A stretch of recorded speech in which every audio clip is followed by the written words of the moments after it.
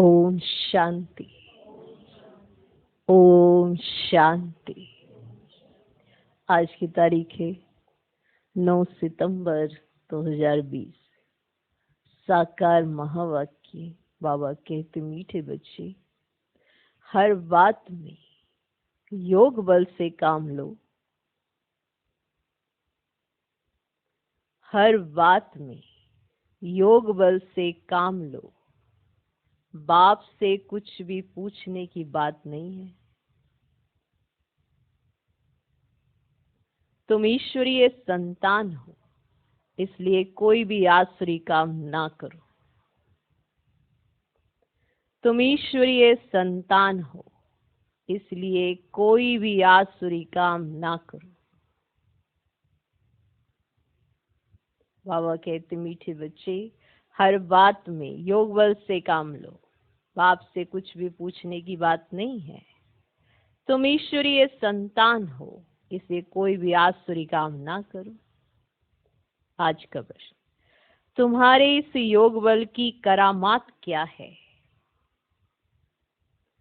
तुम्हारे इस योग बल की करामात क्या है?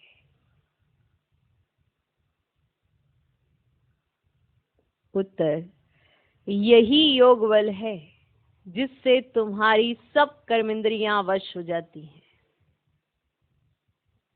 यही योग बल है जिससे तुम्हारी सब कर्मेंद्रियां वश हो जाती हैं।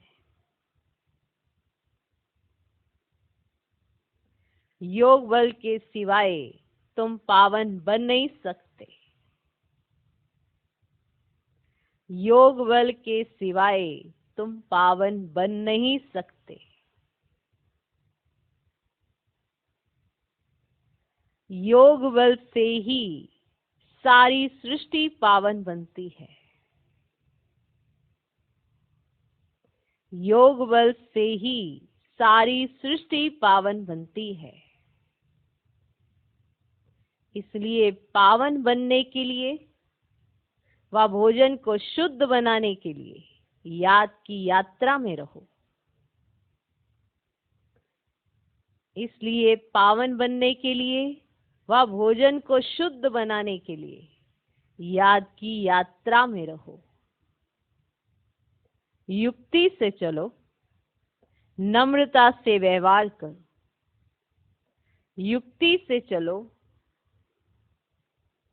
नम्रता से व्यवहार करो। तुम्हारे इस योग बल की करामात क्या है? उत्तर, यही योग बल है जिससे तुम्हारी सब कर्मेंद्रियां वश हो जाती हैं। योग बल के सिवाय तुम पावन बन नहीं सकते। योग बल से ही सारी सृष्टि पावन बनती है। इसलिए पावन बनने के लिए व भोजन को शुद्ध बनाने के लिए याद की यात्रा में रहो। युक्ति से चलो, नम्रता से व्यवहार करो। ओम शांति। रूहानी बाप रूहानी बच्चों को समझाते हैं, दुनिया में किसको मालूम नहीं है कि रूहानी बाप आकर स्वर्ग की व नई दुनिया की स्थापना कैसे करते हैं। कोई भी नहीं जानते हैं। तुम बाप से कोई भी प्रकार की मांगनी नहीं कर सकते हो। बाप सब कुछ समझाते हैं। ऐसा कुछ बचा ही नहीं है जो समझाने का हो। सब कुछ समझाया है।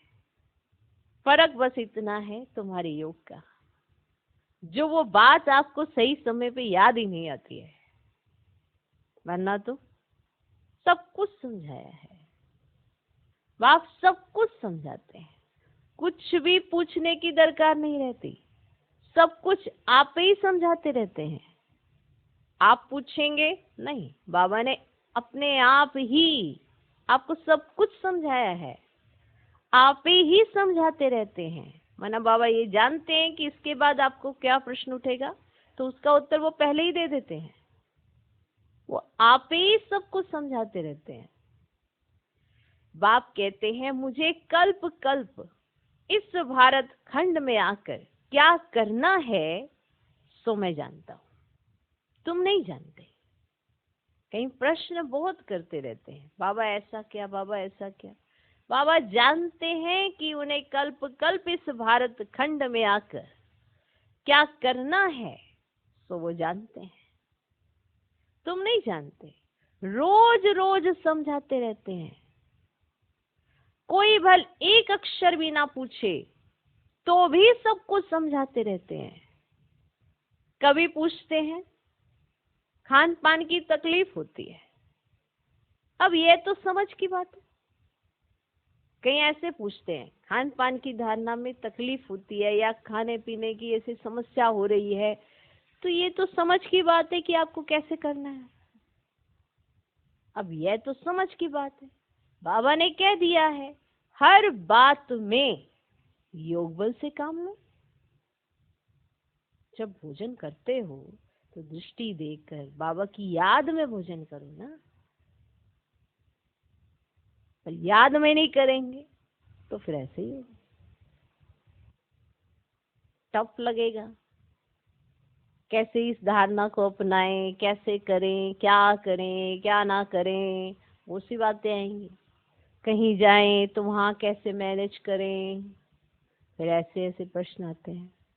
कैसे मैनेज करें तो समझ दे दी है बाबा ने। धारणा है ये आपकी, इसको धारण करो।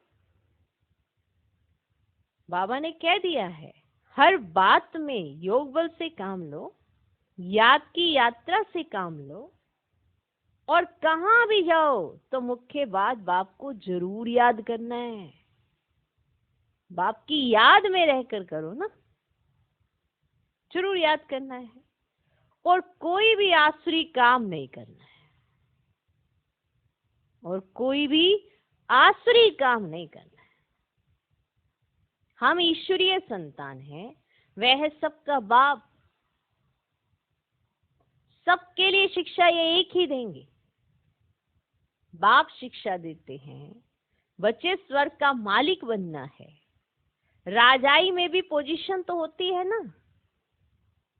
हर एक के पुरुषार्थ अनुसार मर्तबा होता है। पुरुषार्थ बच्चों को करना है और प्रारब्ध भी बच्चों को पानी है। पुरुषार्थ भी बच्चों को करना है, प्रारब्ध भी बच्चों को पानी है। पुरुषार्थ कराने लिए बाप आते हैं, पर करना तो बच्चों ने है। कराने लिए माना समझाते हैं, बताते हैं।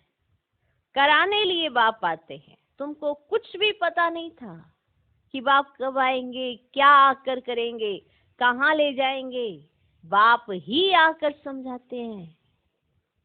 रामा के प्लान अनुसार तुम कहाँ से गिरे हो, एकदम ऊंच चोटी से।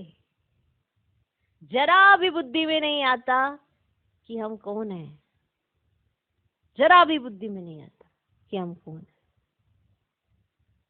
अब महसूस करते हो ना, पहले आता था क्या कि हम कौन हैं। अब महसूस करते हो ना। तुमको स्वप्न में भी नहीं था कि बाप आकर क्या करे। तुम भी कुछ नहीं जानते थे, अब बाप मिला हुआ है तो समझते हो। ऐसे बाप के ऊपर तो निछावर होना पड़े। जैसे पतिव्रता स्त्री होती है तो पति पर कितना निछावर जाती है। चिता पर चढ़ने में भी डर नहीं होता। कितनी बहादुर होती है। आगे चिता पर बहुत चढ़ती थी। यहाँ बाबा तो ऐसी कोई तकलीफ नहीं देते हैं। यहाँ बाबा ऐसी तो कोई तकलीफ नहीं देते हैं। भल नाम ज्ञान चिता है, परंतु जलने करने की तो कोई बात ही नहीं। बाप बिल्कुल ऐसे समझाते हैं जैसे मक्खन से बाल। बच्चे समझते हैं बरोबर जन्म जन्मांतर का सिर पर बोझा है। कोई एक अजामिल नहीं, हर एक मनुष्य एक दो से जास्ती अजामिल है। मनुष्यों को क्या पता पास्ट जन्म में क्या क्या किया है। अगर हम भी सोचे हमें क्या पता, लेकिन विक्रम तो हुए हैं, पर पास्ट जन्म में हमने क्या क्या किया है पता है, कुछ याद है। अभी तुम समझते हो पाप ही किए हैं। वास्तव में पुण्य आत्मा एक भी नहीं है, सब है पाप आत्माएं। पुण्य करें तो पुण्य आत्मा बन जाएं। पुण्यात्माएं होती हैं सत्युग में। कोई ने हॉस्पिटल आदि बनाई सो क्या हुआ? सीढ़ी उतरने से थोड़ी बच जाएगा। हॉस्पिटल बना दी तो क्या हुआ? सीढ़ी उतरने से बच जाएगा। चढ़ती कला तो नहीं होती है ना, गिरते ही जाते हैं। ये बाप तो ऐसा बिलवड है जिस पर कहते जीते जी निछावर जाए, क्योंकि पतियों का पति, बापों का बाप सबसे ऊंचा है। बच्चों को अभी बाप जगा रहे हैं। ऐसा बाबा जो स्वर्ग का मालिक बनाते हैं, कितना साधारण है, कितना साधारण। शुरू में बच्चियां जब बीमार पड़ती थी, जब यज्ञ की स्थापना हुई, शुरू में बच्चियां बाबा के पास रहने आई, तो जब वो बीमार पड़ती थी तो बाबा खुद उन्हों की सेवा करते थे। अहंकार कुछ भी नहीं। बाप दादा ऊंच से ऊंच है, कहते हैं जैसे कर्म मैं इनसे कराऊंगा। शिव बाबा ब्रह्मा बाबा द्वारा जो कर्म कराते थे, आप सोच सकते हो कैसे बाबा बच्चियों की सेवा करते थे। याद है? कहते जैसे कर्म मैं इनसे कराऊंगा या करूंगा, दोनों जैसे एक हो जाते हैं। आपको कैसे पता चलेगा कि ये जो इनके माध्यम से जो ये हमारी पालना हो रही है वो शिव बाबा कर रहे हैं, ब्रह्मा बाबा कर रहे हैं? कैसे पता चलेगा? तो शुरू में बच्चियां जब बीमार पड़ती थी तो बाबा खुद उन्हों की सेवा करते थे। अहंकार कुछ भी नहीं। बाप दादा कि ऊंच से ऊंच है, कहते जैसे कर्म मैं इनसे कराऊंगा या करूंगा, दोनों जैसे एक हो जाते। पता थोड़ी पड़ता है बाप क्या करते, दादा क्या करते हैं। कर्म अकर्म विकर्म की गति बाप ही बैठ कर समझते हैं। बाप बहुत ऊंचे है। माया का भी कितना प्रभाव है। ईश्वर बाप कहते हैं ऐसा मत करो, तो भी नहीं मानते। भगवान कहते हैं मीठे बच्चे ये काम नहीं करना, फिर भी उल्टा काम कर देते हैं। उल्टे काम के लिए ही मना करेंगे ना। लेकिन माया भी बड़ी जबरदस्त है। भूले चूके भी बाप को नहीं भूलना है। कुछ भी करे, मारे अथवा कूटे, ऐसा कुछ बाप करते नहीं है, परंतु ये एक्सट्रीम में कहा जाता है। मतलब ये एक व्याख्यान है और हालत क्या हो जाती है, पल भर के लिए किसी को आश्री काम करते हुए टोको, वहीं वहीं भूल जाते हैं कि क्या कौन रहा है। निछावर तो ऐसे होना चाहिए ना, बाबा नहीं भूलना चाहिए। भूले चूके भी बाबा ना भूले। कुछ भी करे, मारे अथवा कूटे, ऐसा कुछ बाप करते नहीं है, परंतु ये एक्सट्रीम में कहा जाता है। गीत भी है ना, तुम्हारे दर को कभी नहीं छोड़ेंगे, चाहे कुछ भी कहो। बाहर में रखा ही क्या है, क्या रखा है बाहर? ऐसा होता है जब बाबा के साथ रहते ना तो समझ नहीं आता ना कि बाहर क्या हो रहा है। तो जब बाहर जाते हैं ना तो पता चलता है अरे कहाँ थे, कितना मना सेफ। पर जब रह रहे होते हैं तो उस चीज की वैल्यू नहीं होती वैसे। लेकिन बाहर जब निकलेंगे तो सेक दिखेगा तो पता चलेगा अरे तो हम तो ठंडक में थे। बाहर में रखा ही क्या है, बुद्धि भी कहती है जाएंगे कहाँ। बाप बादशाही देते हैं फिर थोड़ी ही कभी मिलती है। ऐसे थोड़ी है दूसरे जन्म में कुछ मिल सकता है, नहीं। ये पालौकिक बाप है जो बेहद सुखदाम का तुमको मालिक बनाते हैं। बच्चों को दैवी गुण भी धारण करने हैं, सो भी बाप राय देते हैं कि ऐसे करो, वो भी बाबा राय देते हैं, देखो कैसे ऐसे चलो, ऐसे ऐसे कर लो, अपना पुलिस आदि का भी काम भी करो। माना जो कोई पुलिस ऑफिसर है, बाबा का बच्चा है, तो बाबा उनको भी राय देते कि तुमको कैसे चलना है, कि अपना पुलिस आदि का काम भी करो, नहीं तो डिसमिस कर देंगे।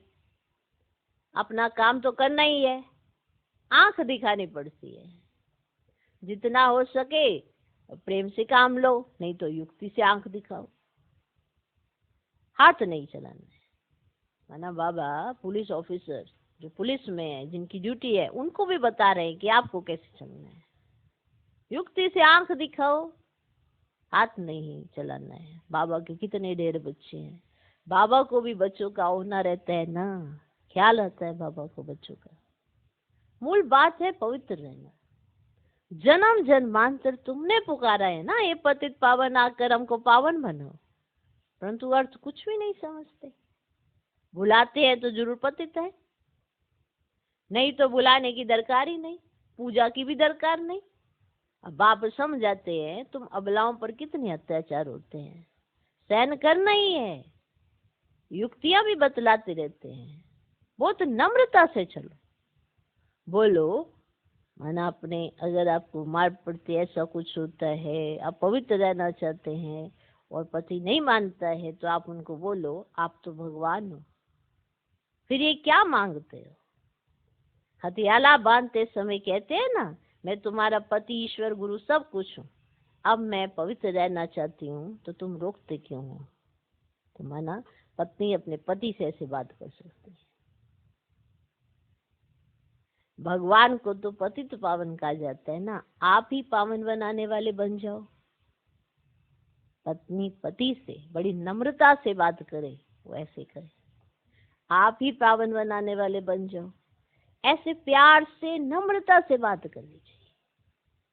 क्रोध करे तो फूलों की वर्षा करो, मारते हैं फिर अफसोस भी करते हैं।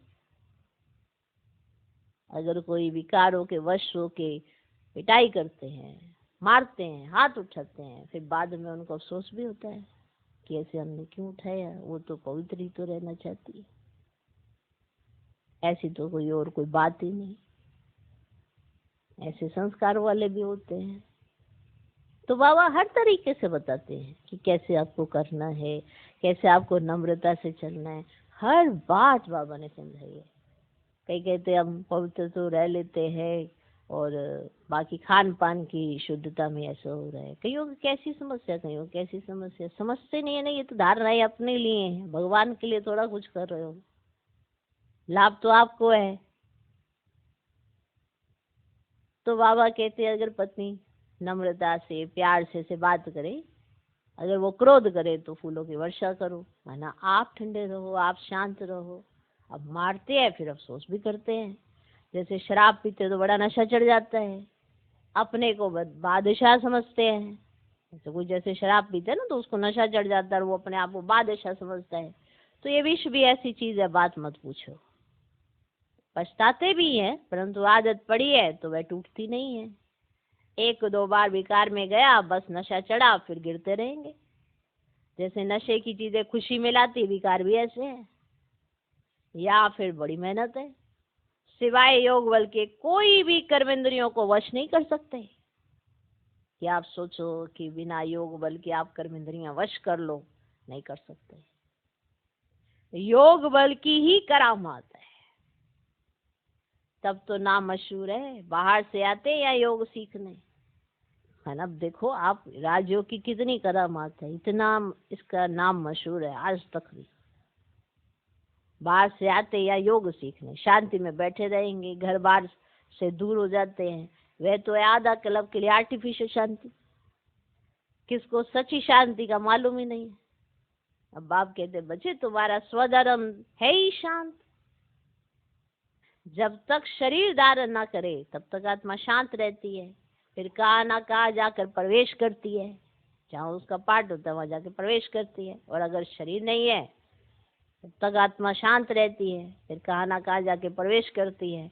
या तो फिर कोई कोई सूक्ष्म शरीर से धक्के खाती रहती है।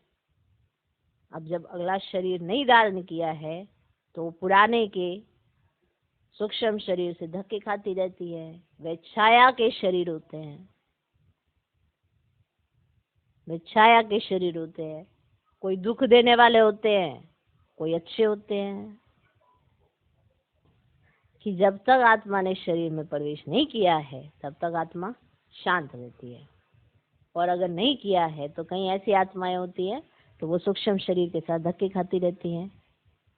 वह छाया के शरीर होते हैं, कोई दुख देने वाले होते हैं, कोई अच्छे होते हैं। यहाँ भी जैसे देखो, जो छाया के शरीर वाला उससे तो सारे भयभीत हो जाते हैं, और ये जो पूरा शरीर के साथ इंसान उससे लड़ते झगड़ते पता नहीं क्या क्या करते, तो छाया वाले से तो सारे भयभीत हो जाते हैं।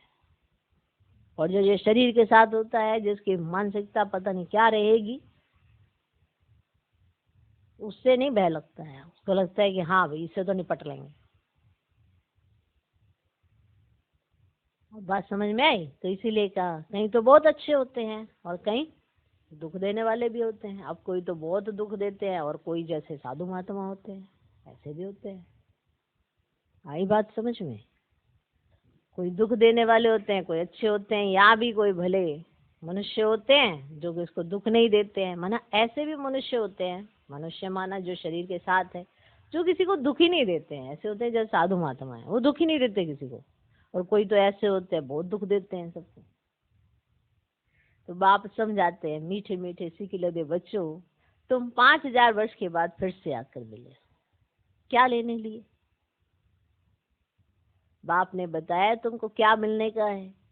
बाबा आपसे क्या मिलना है ये तो प्रश्न ही नहीं है। आप तो हो ही हेवनली गॉड फादर, नई दुनिया के रचयिता, तो जरूर आपसे बादशाही मिलेगी। बाप कहते थोड़ा भी कुछ समझ कर जाते हैं ना तो स्वर्ग में जरूर आ जाएंगे। हम स्वर्ग की स्थापना करने आए हैं। बड़े से बड़ा आसामी है भगवान और प्रजापिता ब्रह्मा, बड़े से बड़ी आसामी है ये। बड़े से बड़ा आसामी है भगवान और प्रजापिता ब्रह्मा। तुम जानते हो विष्णु कौन है? और कोई को भी पता ही नहीं है। तुम तो कहेंगे हम इनके घराने के हैं। ये लक्ष्मी नारायण तो सत्युग में राज्य करते हैं। ये चक्र आदि वास्तव में विष्णु को थोड़े ही है। ये अलंकार हम ब्राह्मणों के हैं। अभी ये नॉलेज है, सत्युग में थोड़े ये समझाएंगे। ऐसी बातें बताने की कोई में ताकत ही नहीं है। तुम इस 84 के चक्र को जानते हो, इनका अर्थ तो कोई समझ ना सके। बच्चों को बाप ने समझाया है, बच्चे समझ गए। हमको तो ये अलंकार शोभते नहीं है। हम अभी शिक्षा पा रहे हैं, पुरुषार्थ कर रहे हैं, फिर ऐसे बन जाएंगे। अब स्वदर्शन चक्र फिराते फिराते हम देवता बन जाएंगे। अब स्वदर्शन चक्र अर्थात रचयिता और रचना के आदि मध्यांत को जानना है। सारी दुनिया में कोई भी यह समझा नहीं सकते कि यह सृष्टि का चक्र कैसे फिरता है। बाप कितना सहज कर समझाते हैं। इस चक्र की आयु इतनी बड़ी तो हो ही नहीं सकती। मनुष्य सृष्टि का ही समाचार सुनाया जाता है ना कि इतने मनुष्य हैं। ऐसे थोड़े ही बताया जाता है कि कछुए कितने हैं, मछलियां आदि कितनी है। मनुष्यों की ही बात है ना, कोई ऐसे बताता है क्या? कछुए कितने, मछलियां कितनी, है ना? तो मनुष्यों की ही बात है। तुमसे भी प्रश्न पूछते हैं, बाप सब कुछ बताते रहते हैं। कैसे तुमसे भी प्रश्न पूछे जाते हैं ना, तो तुमको भी बाबा सब कुछ बतलाते रहते हैं। सिर्फ उस पर पूरा ध्यान देना है। मुरली के अंदर हर प्रश्न का उत्तर होता है। बस जब मुरली सुनते हैं या पढ़ते हैं तो ध्यान नहीं देते, फिर वही प्रश्न फिर एक दूसरे से हम करते हैं। बस फर्क बस इतना है। वरना हर प्रश्न का उत्तर हमारे हाथ में है, मुरली में है। लेकिन उसको ढूंढने के लिए बुद्धि बाबा के साथ लगा के रखो, तो बुद्धि में अपने आप समझ में आएगा कि अरे मेरे प्रश्न का उत्तर तो ये सामने दिया हुआ है, तभी तो एक्यूरेट चल पाएंगे। लेकिन होता क्या है, जब हम मुरली सुनते हैं या मुरली पढ़ते हैं तो हम ध्यान नहीं देते, इसलिए कुछ समझ नहीं आता।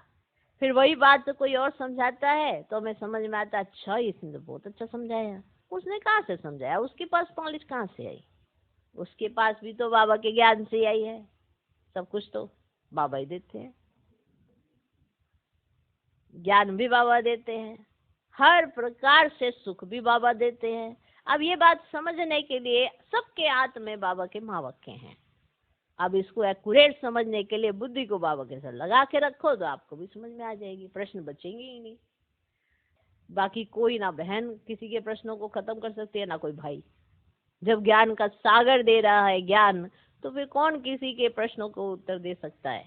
ये जितने भी प्रश्नों का उत्तर दिया जा रहा है वो तो ज्ञान सागर के ज्ञान से ही दिया जा रहा है, किसी की पर्सनल रिसर्च तो है ही नहीं।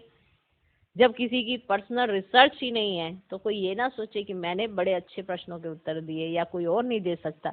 जब ओवरऑल पूरे यज्ञ में एक ही तरह का ज्ञान चल रहा है तो कोई भी उस प्रश्न का उत्तर दे सकता है, तो सेम ही होगा, क्योंकि मुरली तो एक ही जा रही है।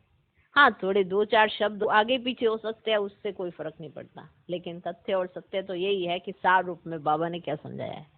तो जिसको भी प्रश्नों के उत्तर चाहिए तो बाबा के महावाक्यों से मिलेंगे। मुरली ही सभी प्रश्नों का उत्तर है।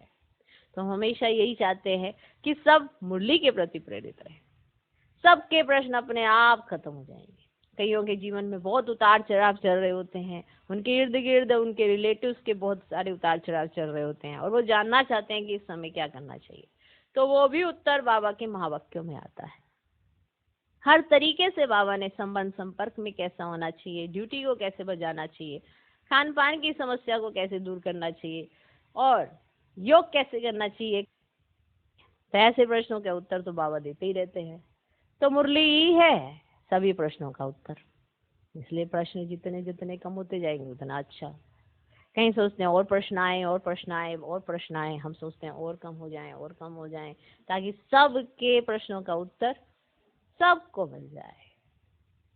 ओके, तो बाप सब कुछ बतलाते रहते हैं। तो आज की विशेष बाबा यही कहना चाहते हैं, तो मैंने तो तुम्हें सारे उत्तर दे दिए, बाकी तुम अपनी स्थिति ठीक रखो, तुम्हें उत्तर वही दिखाई देंगे।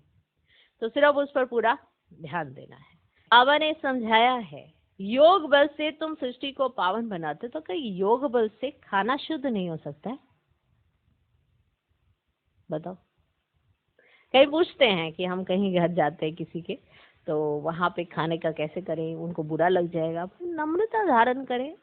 आप ये क्यों सोचते हैं कि अरे मुझे खाना शुद्ध बनाना है, अपने लिए बनाना है? आप ये सोचो सबके लिए बनाना है। आप अपने विचार थोड़े से बेहद में कर दीजिए। आप ये सोचिए मुझे सबकी पालना करनी है, तो आपको ना वो पूरा भंडारे में वैसे ही ऑफर कर देंगे। तो आपका चिंतन है इस चीज में, ये आपका अपना चिंतन है। अगर आपकी बेहद की सोच है और सबकी पालना करने का विचार है तो आपको इसमें बहुत सहयोग मिलता है। देखो, आजकल डॉक्टर्स कई चीजों के लिए मना करते हैं, तो उसको ना बड़े ऐसे निडरता से सारे कहते हैं नहीं नहीं नहीं नहीं मुझे नहीं खाना है।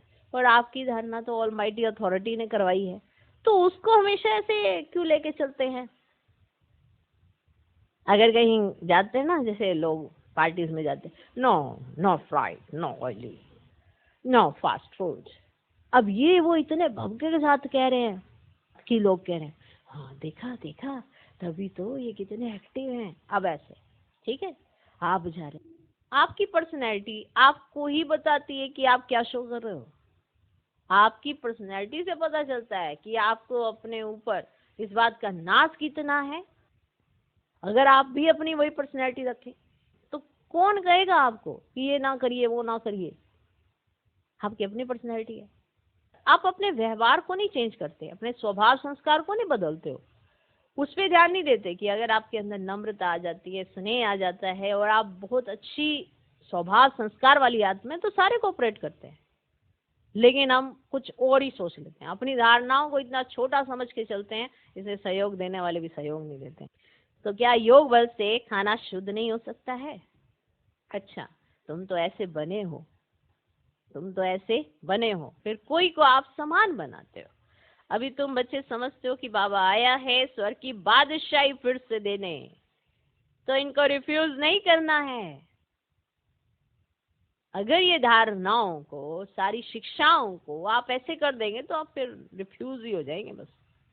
तो बाबा की शिक्षाओं को इतना जीवन में धारण करना चाहिए ना, जबरदस्त लाइफ हो जाती है। तो इनको रिफ्यूज नहीं करना है। विश्व की बादशाही रिफ्यूज की तो खत्म,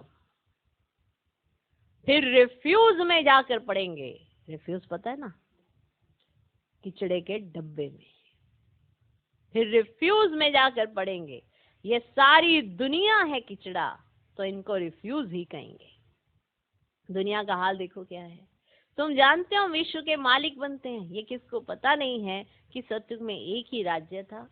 मानेंगे नहीं, अपना घमंड रहता है तो फिर जरा भी सुनते नहीं, कह देते ये सब आपकी कल्पना है, कल्पना से ये शरीर आदि बना हुआ है, अर्थ कुछ नहीं समझते, बस ये ईश्वर की कल्पना है, ईश्वर जो चाहे सो बनते हैं, उनका ये खेल है, ऐसी बातें करते हैं, बात मत पूछो।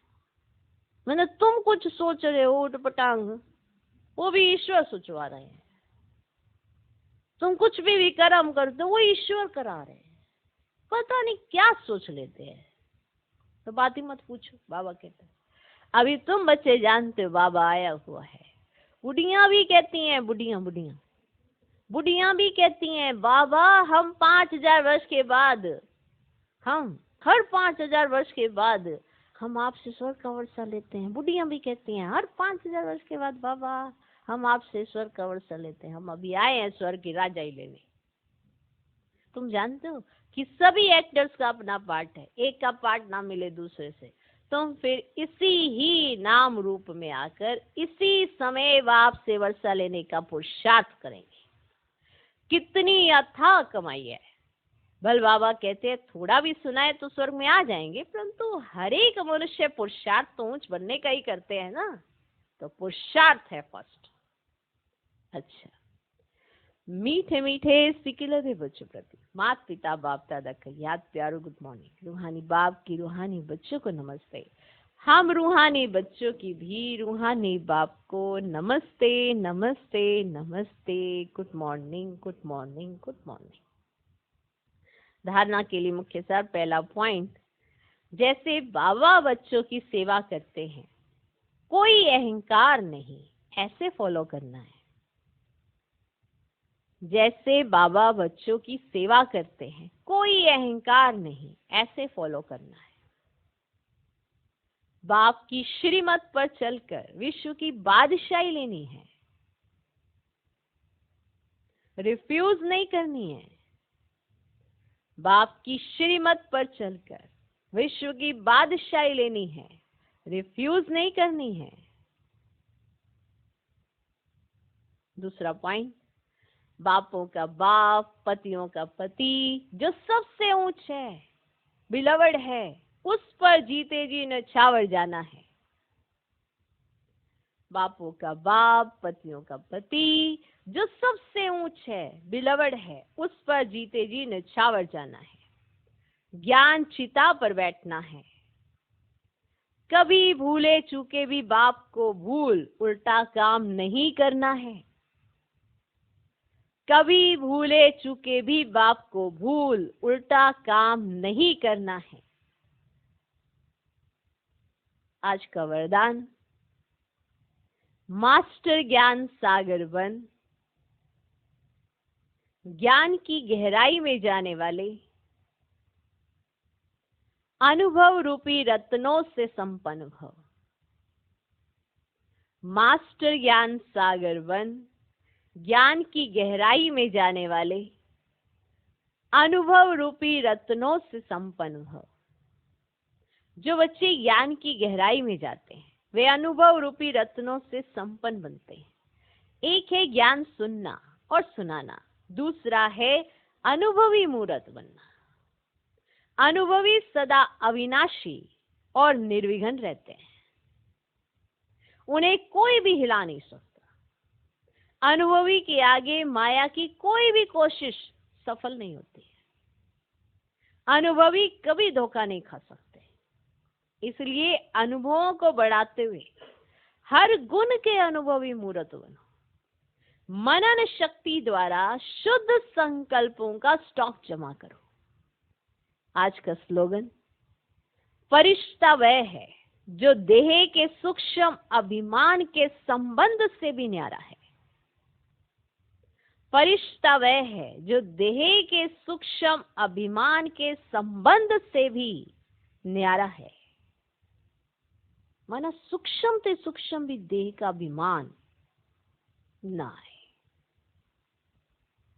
देह अभिमान माना